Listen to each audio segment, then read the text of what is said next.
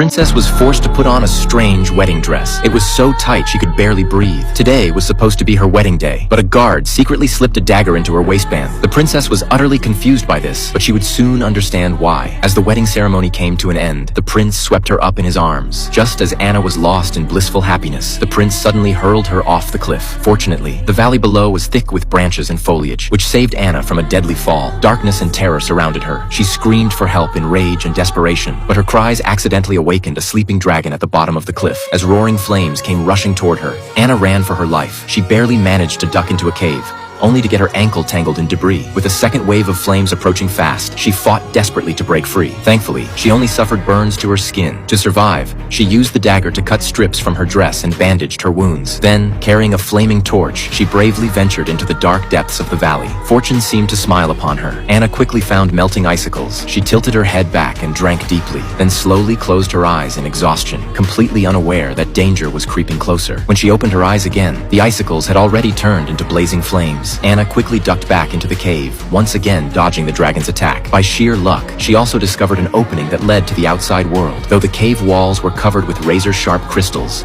like a deadly trap waiting to spring, but driven by her will to survive, Anna tore her dress into strips, braided them into a rope, and began climbing with determination. Just when she thought she was about to escape, the dragon's roar echoed from the valley below. Startled, she lost her footing and nearly plummeted to the bottom. Fortunately, she managed to hook her crown onto a crystal, leaving her body suspended in midair. But the fragile crystal couldn't support her weight and shattered instantly. She plummeted straight down as the dragon opened its massive jaws, waiting for its prey to fall in. However, Anna didn't give up. With her last ounce of strength, she used her crown to hook onto the rock wall again. In this desperate moment, she found incredible strength within herself and climbed frantically upward, finally reaching the cave opening. But her hope was instantly crushed. Outside the opening was nothing but a sheer drop. Seeing villagers passing far below, she waved frantically and shouted for help, but they couldn't hear her at all. Instead, she only attracted the dragon's attention. The warning signs on the walls and the scattered bones nearby seemed to silently tell her there was no way out of this place. Just as Anna closed her eyes,